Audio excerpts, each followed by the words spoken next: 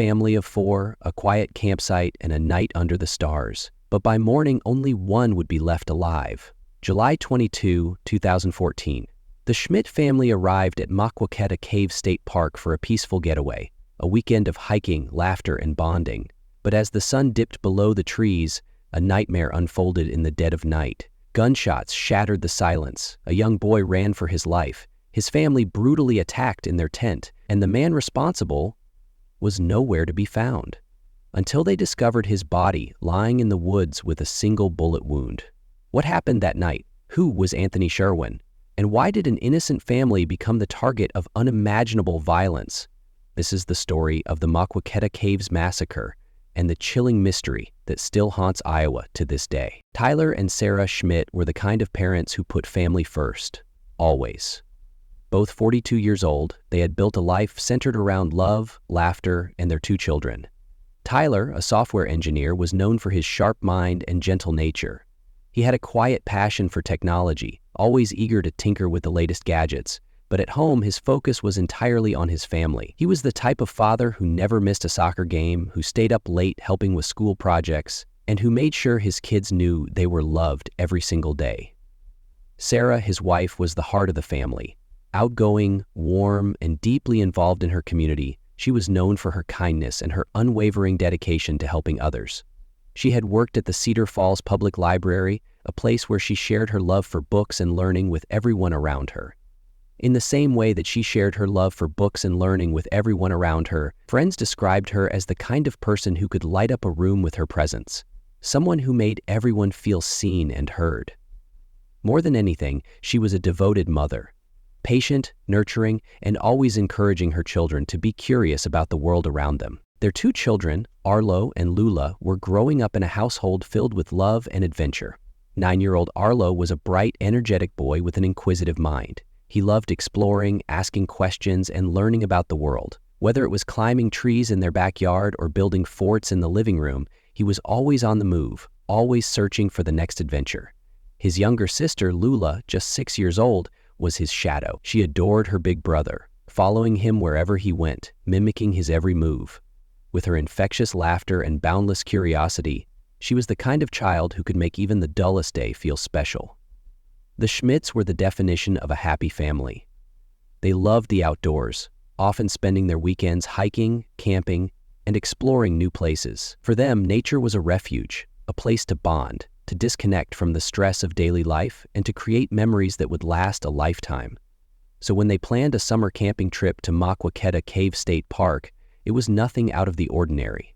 A weekend getaway, just the 4 of them, surrounded by the beauty of Iowa's natural landscape. A chance to escape, to unwind, and to enjoy each other's company. But what should have been another cherished memory in the making would soon turn into an unthinkable nightmare. Maquoketa Cave State Park. An untouched slice of nature in Jackson County, Iowa. Spanning over 300 acres, it is one of the Midwest's most unique landscapes, home to the largest cave system of any state park in Iowa. A place where time seems to stand still, where ancient rock formations whisper stories of a past long before human footsteps ever touched its soil. For decades, it has been a retreat for families, hikers, and explorers, drawn in by its rugged beauty and mystical underground labyrinths. More than a dozen caves wind beneath the park, some narrow and winding, others vast and cavernous. Dancehall Cave, the most famous, stretches over 1,100 feet, its towering rock walls illuminated by carefully placed lighting. It got its name from the early 1900s, when settlers would gather inside for lively dances under the flickering glow of lanterns. But beneath its natural beauty, the park holds something even more intriguing, a history dating back thousands of years. Evidence of human activity has been uncovered in the form of ancient Native American artifacts, suggesting that the caves once served as shelters, sacred spaces, or even burial sites. Over time, the land evolved into a popular camping destination, attracting visitors seeking solitude beneath a canopy of oak and maple trees. The park is more than just its caves. Hiking trails wind through dense woodland, past towering limestone bluffs and hidden creeks. The Natural Bridge, a massive stone arch stretching 50 feet over Raccoon Creek, is a reminder of nature's power and resilience. Nearby, the balanced rock, a 17-ton geological wonder, defies gravity as it sits precariously atop a narrow pedestal. The air is crisp. The sounds of birds and rustling leaves create an almost meditative silence, a stark contrast to what would unfold in the summer of 2022. With over 29 campsites, Massacre Caves has been a trusted destination for families looking to disconnect from the world. It was supposed to be a sanctuary, a safe haven, a place where laughter echoed through the trees and the worries of everyday life faded under the glow of a campfire. But on the night of July 21, 2022, that peace was shattered. What should have been a quiet night beneath the stars turned into something else entirely. The following morning, Massacre Caves would be known for something much darker. July 21, 2022. The sun hung low over Massacre Caves State Park, casting long shadows across the dense Iowa woodlands. It was the kind of day that families dream of, a warm breeze rustling through the trees, the distant laughter of children playing, and the comforting scent of campfires in the air. Among the campers settling in for the evening was the Schmidt family. Tyler, Sarah, their 6-year-old daughter Lula, and 9-year-old son Arlo. They had arrived earlier that afternoon, excited for a weekend of hiking, exploring caves, and disconnecting from the outside world. For Tyler and Sarah, this was a chance to create lasting memories with their children, a brief escape from the daily grind of life in Cedar Falls. The family was well prepared. Tyler, an engineer, had always been meticulous about planning, ensuring they had everything they needed for a comfortable stay. Sarah, a librarian, had even brought along a book to read by the fire, something she rarely got to do with 2 young kids keeping her busy. Lula clutched her favorite stuffed animal, while Arlo, a curious and adventurous boy, eagerly scoped out the area, already fascinated by the caves they planned to explore the next day. After setting up their tent at the upper campground, they spent the afternoon hiking the park's scenic trails, marveling at the cool, shadowy caverns that had drawn visitors to Massacre for decades. The park was lively, with families and solo campers alike enjoying the summer weather. There was a sense of peace in the air, the kind that comes with being surrounded by nothing but nature. As they made their way back to their campsite, the family greeted fellow campers, exchanged smiles with strangers, and relished the simplicity of the moment. Nothing seemed out of place. Nothing seemed unusual. That evening, they settled around a small crackling fire, the golden glow illuminating their faces as they roasted marshmallows and laughed together. Arlo and Lula took turns telling stories, some made up on the spot, others inspired by the books Sarah had read to them at home. Their parents watched them with contentment, savoring the quiet joy of the moment. Across the campground, other families did the same, voices blending into the soft hum of nighttime activity. But what the Schmidts didn't know was that someone was watching. Someone else was there, moving in the shadows, unseen. As the night stretched on, the family began to wind down. Tyler made sure the fire was out, Sarah tidied up their small setup, and the children climbed into their sleeping bags.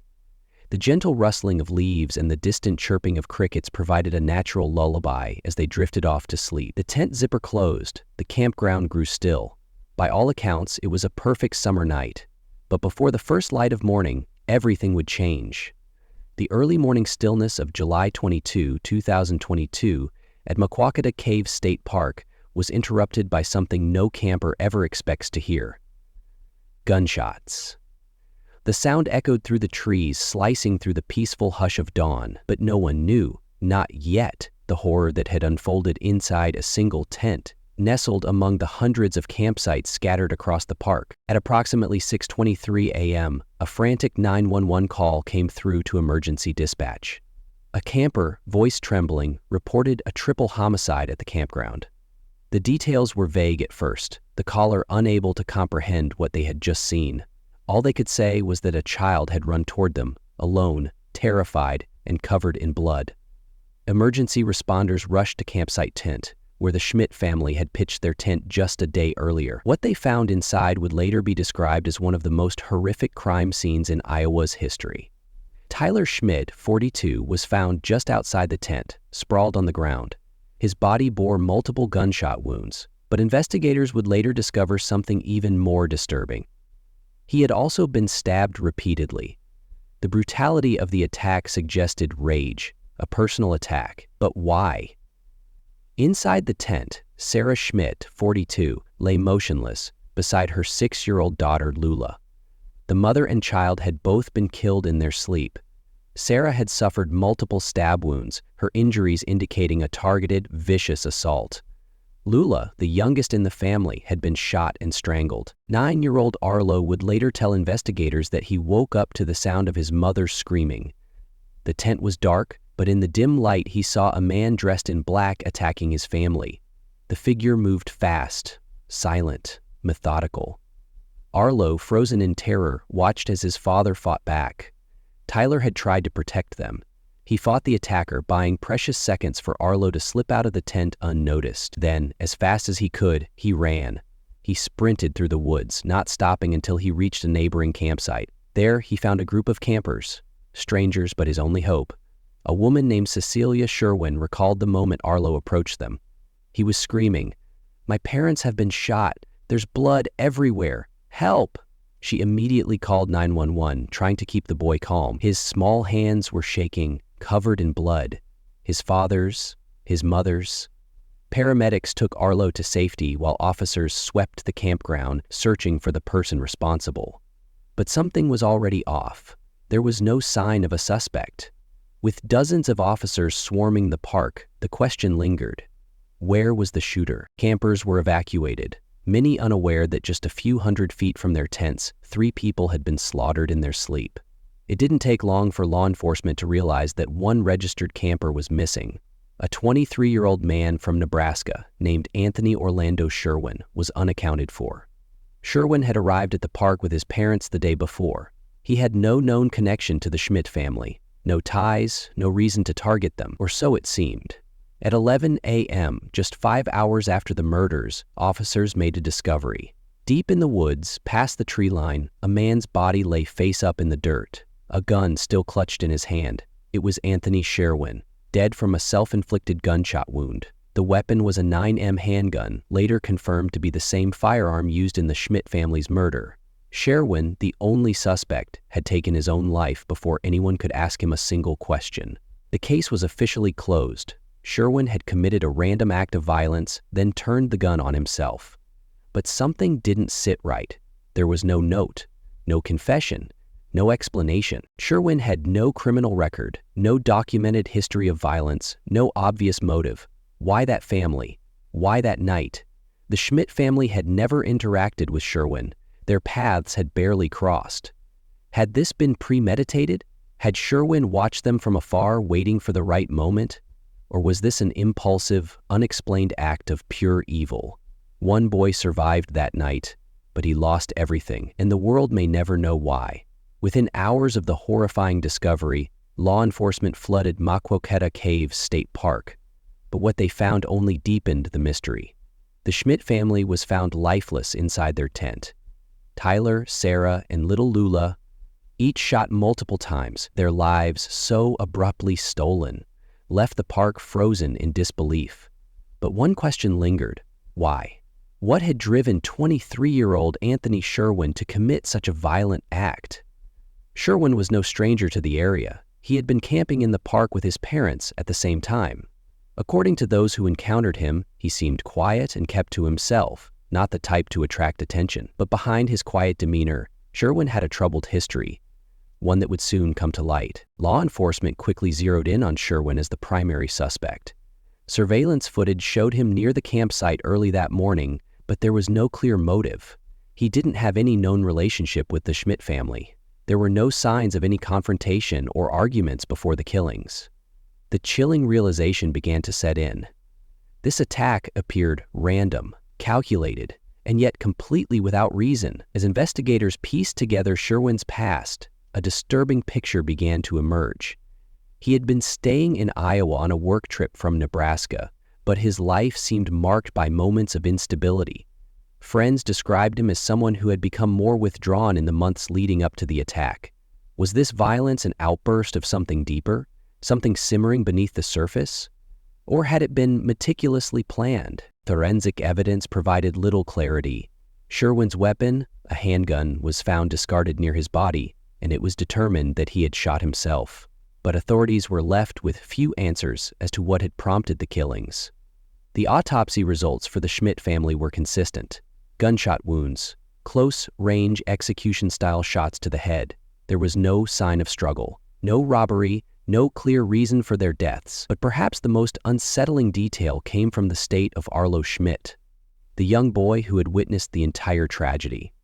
He was lucky to escape with his life, but the emotional toll on him would last forever. As Arlo was questioned by authorities, he could only recall the chaos of that night, the sound of gunfire, the desperate attempts to get away, and the image of a man with a gun. As the investigation continued, more questions arose. Was Anthony Sherwin acting alone, or was there someone else involved? Could anyone have predicted this violent eruption, or was it just a series of tragic coincidences? Despite numerous theories, the answers were few. Sherwin's motives remain a chilling enigma. All the investigators were left with were more questions and the haunting image of an innocent family torn apart by a random act of violence. The case remains open, an open wound in the community and a mystery that has yet to be solved.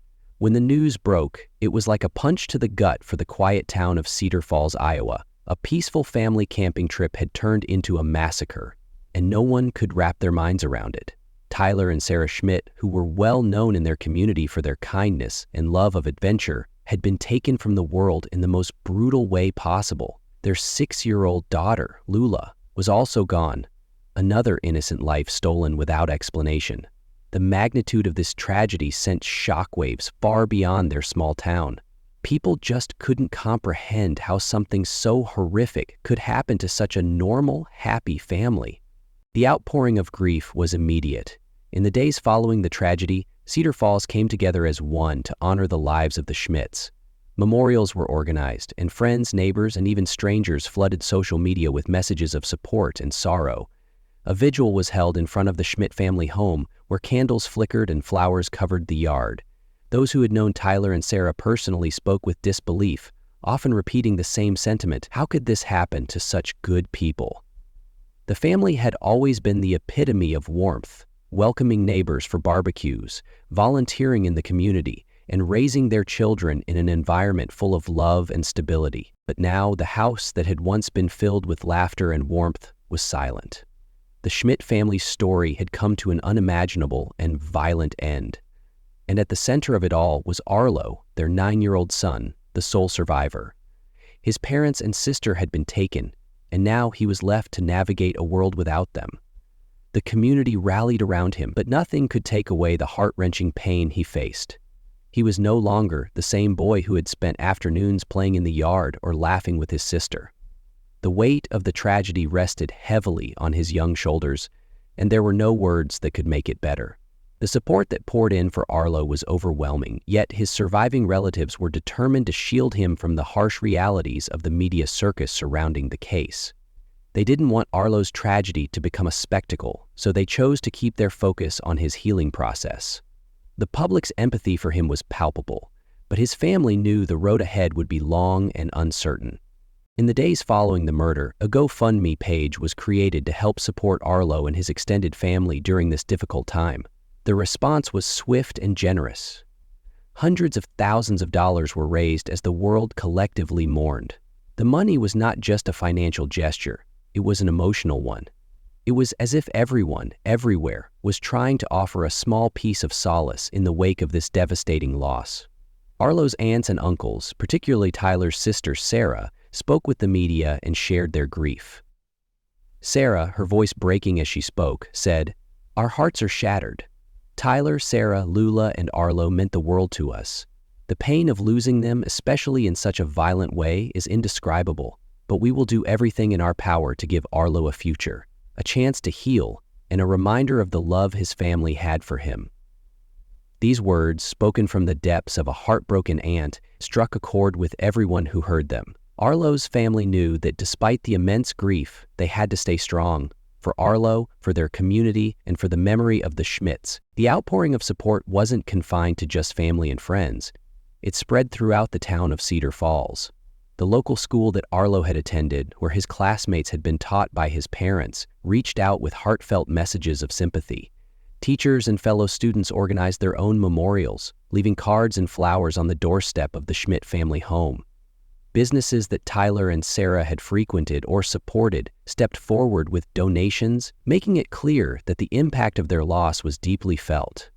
They weren't just a family, they were a part of the very fabric of the community, and without them, a piece of Cedar Falls felt like it had been taken as well. But despite the strong sense of community support, one question remained unanswered.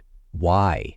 Why had this happened? Why had someone targeted a family that to all appearances had done nothing to deserve such violence? The authorities had not yet provided answers, and the pain was compounded by the lack of closure. The terror that Arlo must have felt in those moments, being the only one to survive, running for his life, was unfathomable, and the people of Cedar Falls, while trying to hold their town together, couldn't shake the gnawing fear that this kind of horror could strike again. They were left with an overwhelming sense of helplessness, unable to explain how one man's actions could change everything. As Arlo began to rebuild his life, supported by his family and the community, questions about Anthony Sherwin, the man responsible for the killings, loomed large. Who was he? What drove him to commit such an unthinkable act? Was there any connection between him and the Schmidt family? These questions hung in the air, unanswered, leaving a cloud of uncertainty and fear over the town. While the Schmidt's families clung to each other for support, the town of Cedar Falls, too, began to heal, albeit slowly and with a heavy heart. In the aftermath of this tragedy, one thing was certain. While Arlo and his extended family would never be the same, they would always carry with them the love and support of a community that stood behind them. But the scars of that night would last a lifetime. The pain and grief that now ripple through the community of Cedar Falls, Iowa, serve as a constant reminder of how quickly life can change. A family camping trip meant to create memories, now etched into history as a tragedy that shook the very foundation of what was once a safe and peaceful park. While the answers may never be fully revealed, the story of the Schmidt family will continue to be remembered. And, as we reflect on the chaos of that one tragic night, we are reminded of just how precious life is, and how quickly it can be taken away. If you have thoughts on this case or any theories you'd like to share, feel free to leave a comment below. Don't forget to like this video and subscribe to stay updated on more true crime stories. Remember, no family is ever truly safe, but we can all stay vigilant and keep those we love close. Thank you for watching.